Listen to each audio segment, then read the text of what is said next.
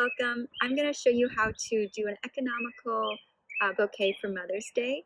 So this bunch of flowers was bought from the grocery store, and the best way is to just buy a pack and then you get an assortment of different options. What I would suggest is calling the grocery store to see what time they get the flowers to come into the store so you get the freshest options. To check and see if the flowers are fresh. If you have, each flower is different, but for roses, what you can do first, if the outside edges are brown and you already know you want a different option. But if you also feel the rose, you can see if it's firm in the center, you know that there's still more life in the rose and it'll last longer. But you can see these ones have already started to brown and they're softer on the inside, so they really don't have, I really shouldn't be using them, but for today I'll use these flowers. The same thing happened with the snapdragons. The bottom flowers wilted, but I'll just take them off and then use the top part. So with all the stems, you want to take off the leaves, the parts that will be inside the water vessel. And I'm gonna use this. So if you have a nicer vase like this, I would suggest using that. But you can use glass, like one of these two dishes, or even a mason jar, that would work. But this we already had, so this is a better presentation for a gift. Okay. So I'm just gonna lay out the flowers. I'm actually gonna start with these branches. So another way to make the arrangement more unique is to go into your backyard or the woods nearby and find some things to clip. So these I clipped just from our backyard, and also this little branch, so I think it'll add more to the arrangement.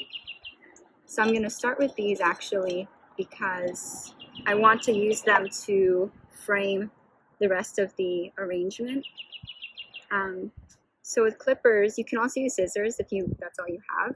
You want to cut at an angle so that the stem and the flowers can drink as much water as possible.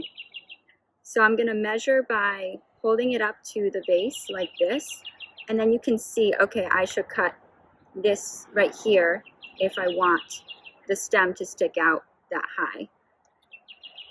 Okay. So this base also is narrow on the top, which is helpful because I don't have many flowers to work with. So it doesn't require as much to fill up the space.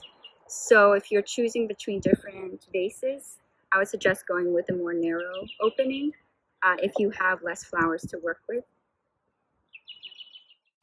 Continue to trim the branches and add them to the vase on the left and right side. You can also be doing this with greenery if that's all you have. The length of the branch or greenery you choose determines the boundaries of the arrangement and overall size. So then I'm going to go in with the snapdragons because they're the tallest, and I just want to make sure I've got them set up first. And I'm going to have to take off all these little bottom pieces, unfortunately. The snapdragons will also provide structure to the overall shape of the arrangement and begin to fill in the space. Remember to take off leaves from the stem that will be below the waterline to prevent bacteria growth that is harmful to the fresh flowers. Our rounder elements, such as roses and carnations, will fill in the lower middle area after. So there's also these pink flowers. Some of the bottom has already wilted, and then don't be shy to just take off the extra buds.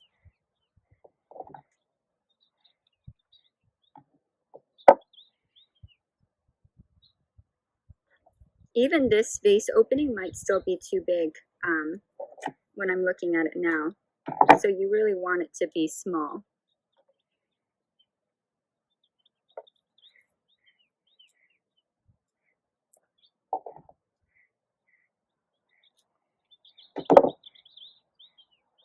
I'm going to keep on this piece as well just because they stack really nicely. So when you're arranging it, you want the flowers to be at different levels. So I'm just going to continue to take off these little extra pieces to prep them. And I would suggest after you've made your arrangement to just change the water every day or every couple days whenever it gets murky, if you can see inside.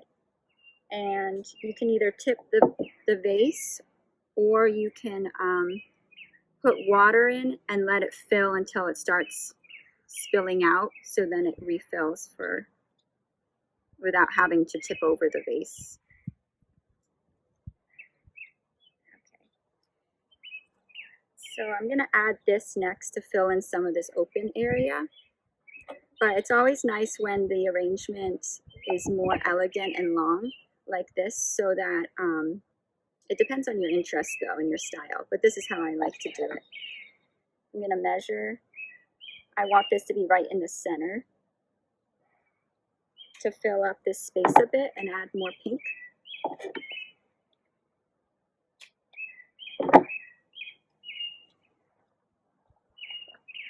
So I'm going to clip it shorter. Depending on where you are, there might be even more flowers that you can cut in your garden, and you could probably do this whole thing based on your garden selection. But in Vermont, things are just starting to bloom. But if you're in New York, and you could use cherry blossoms, which would be very pretty, and the branches branching out left and right horizontally is very aesthetically pleasing.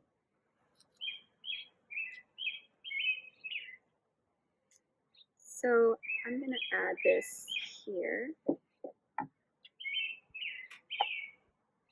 to continue with the height on the left, or my left, your right. Actually, I'm going to do a bit lower.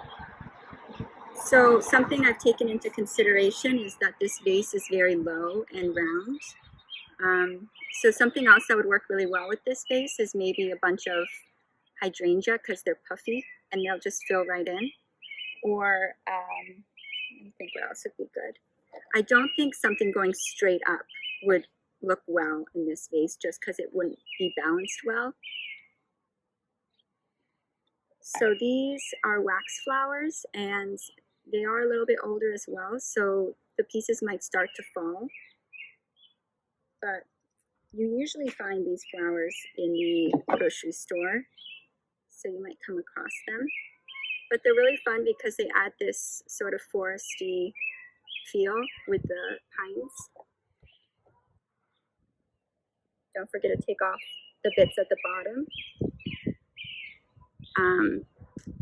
And since they have little branches, you sometimes want to gather them together. So I'm going to do that here and cut here.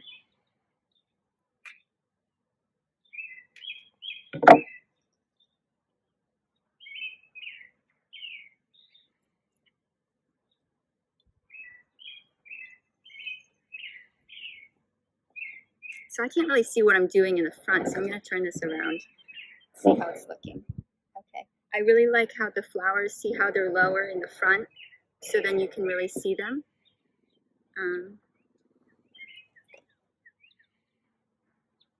And you want a balance of colors as well. So if you put some pink here, it might be nice to put some on the other end as well, so then there's a color balance.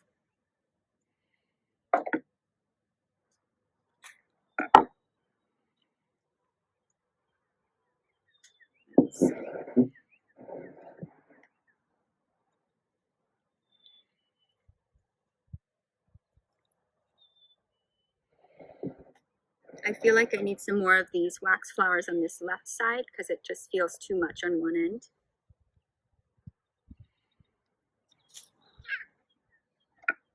Don't forget to clip at an angle every time you put the stem into the vase.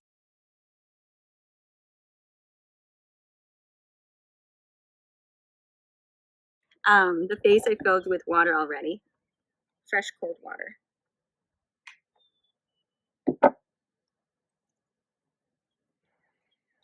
Okay, so I just have a couple things left. So I'm going to try to be really thoughtful of where I place it because we're limited on material. And don't be afraid to cut off the leaves, even though sometimes it's painful to cut off pieces of the flower. Sometimes cutting it off eliminates a busyness in the vase, and then you have more control of how the whole arrangement will look. And these roses are really nice because they spray out, so they already have different levels, and they're like ready to go. So I'm going to put these at the base as well to go along with these carnations. Carnations are a flower that are lower in price point, but they last a pretty good amount of time. Another flower I really like, they're called Inca flowers, but there might be a different name for them. They're like a type of lily. And I bought them and I found that they actually lasted a very long time. Just remember to clean the water and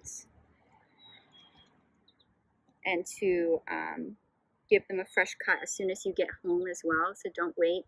Right when you get home, take them out of the packaging, cut off and give a fresh cut at the ends and put it in fresh water. So I decided to put it at the base there, so then the pink is what you first see and they're kind of facing the viewer.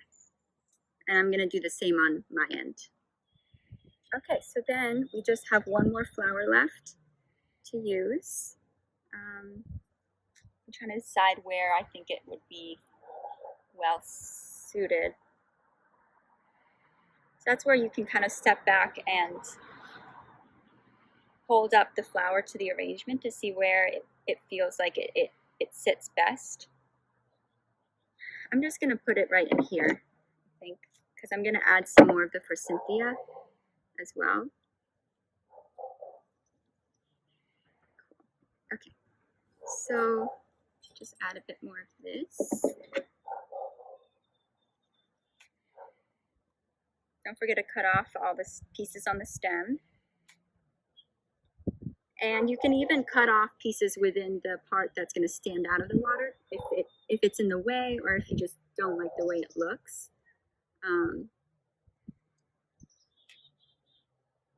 So I'm actually going to cut off this piece as well. You can always save it and then put it in a little bud vase and just have it somewhere in your house. So I'll save that. Okay. So for this, I'm going to have it come out towards the viewer a bit more, so it's not just squished and horizontal, so it's a bit more rounded. And I'll do the same with this one. And there needed to be more yellow on this side, so it's about balance of color and weight. Maybe I'll add this piece. Okay, so I'm going to add this piece to the front, and then it'll give a little bit of yellow pop in the front.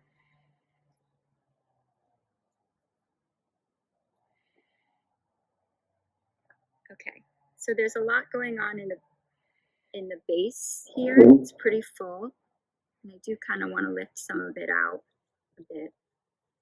Just kind of wiggle it around to see where things naturally land. But I also have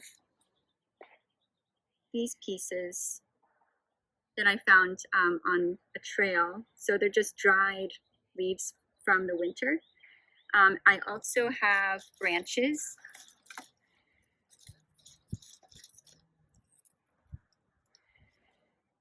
So even branches could add a nice element if you just buy flowers from the grocery store, because they add some more like structure and width to the arrangement.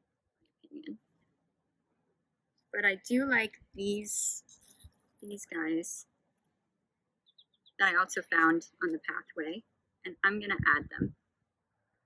So you want it light and feathery at the top and then heavier at the bottom. And the greens can just go in and help melt everything together.